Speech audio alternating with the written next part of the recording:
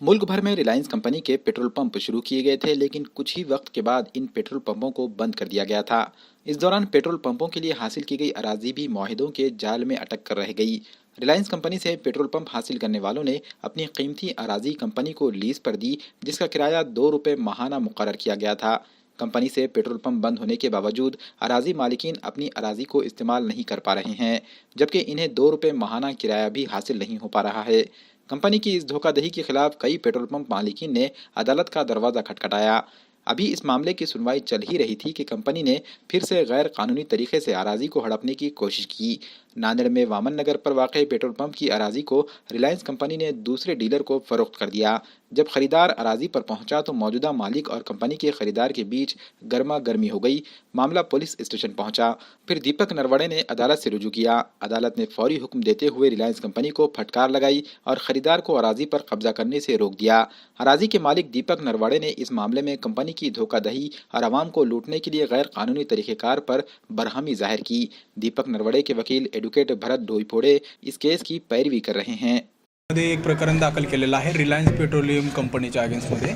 दीपक नरवडे यांच्या प्रॉपर्टीवरती ताबा घेण्याचा त्यांनी प्रयत्न केलेला होता आणि परस्परच त्यांनी लीज ॲग्रीमेंट एक तरंजोत सिंग नावाच्या व्यक्तीला करून दिलेलं होतं आणि त्या संबंधित आम्ही मान्य न्यायालयामध्ये मनाई हुकुमाचा अर्ज तसंच संपूर्ण करार झालेले होते ते संपूर्ण करार आम्ही रद्द करण्यासाठीचा अर्ज मान्य कोर्टाकडे दाखल केला। मात्र त्या ठिकाणी डॉक्युमेंटरी सगळे पुरावे मान्य कोर्टासमोर आल्यानंतर रिलायन्स कंपनीने पळवाट काढण्याच्या हेतूने त्यांनी आर्बिट्रेशनचा जो काही कायदा आहे त्याप्रमाणे कलम 8 नुसार त्यांनी अर्ज दाखल केला आणि सदरील चालू असलेल्या प्रक्रियेला डायव्हर्ट करण्याचा प्रयत्न केला आणि तो जो काही हे प्रकरण चालू आहे हे प्रकरण मान्य लवादाकडे मुंबई येथील लवादाकडे वर्ग करण्यात यावं या हेतूने त्यांनी तो सेक्शन 8चा अर्ज दाखल केला होता आणि तो सेक्शन 8चा अर्ज मान्य कोर्टापुढे वेगवेगळ्या सुप्रीम कोर्टाचे हायकोर्टाचे त्यांनी न्यायनिवाड्याचं सबमिशन केलं आणि ते जे काही न्यायनिवाडे होते त्या संबंधित मीही माझ्याकडून सुप्रीम कोर्टाचे आणि हायकोर्टाचे काही जे न्यायनिवाडे होते ते दाखल केले आणि त्या अंती माझा जो काही फॅक्ट घडलेला आहे केसच्या संबंधितला तो सेक्शन 8 प्रमाणे लवादाकडे हे प्रकरण वर्ग करण्यात येऊ नये आणि ह्या प्रकरणाची दखल माननीय दिवाणी न्यायालयानेच घ्यावी अशा प्रकारचे मी जे काही दिवाणी न्यायाधीश आहेत जी.सी. फुलझडके साहेब यांच्यासमोर मी युक्तिवाद केला आणि त्या युक्तिवादाच्या अंती आणि डॉक्युमेंटरी पुराव्या अंती त्यांनी जो काही काल सेक्शन 8चा जो काही अर्ज होता तो त्यांचा फेटाळलेला आहे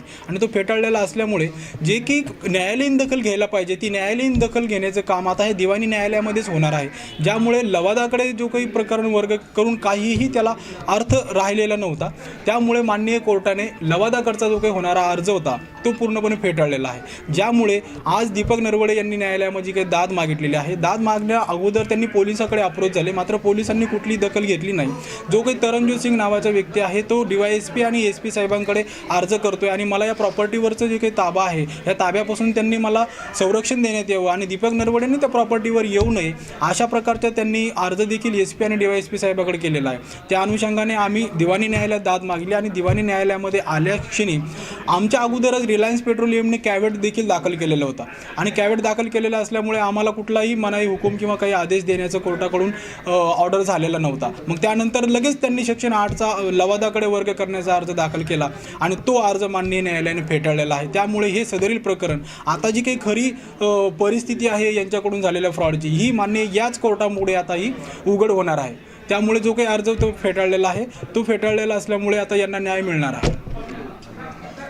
रिलायन्सच्या विरोधात मी प्रकरण दाखल केले न्यायालयामध्ये आणि माझी जी जमीन आहे रिलायन्स आणि नांदेडच्या इथे एक सहकारी आहे त्यांना परस्पर लीज करून दिलेली आहे। मला कुठलेही काही न सांगता त्यांनी कुठलेही काही इंटिमेशन न देता कुठलेही लेटर न देता त्यांनी परस्पर लिहून दिलेली आहे आणि माझी जमीन आहे त्यांनी हडप करण्याचा प्रयत्न करत आहेत आणि जबरदस्ती हे करत आहेत ताबा घेण्याचा प्रयत्न करत आहेत। त्यासाठी मी कोर्टामध्ये न्याय मागण्यासाठी कोर्टात गेलो।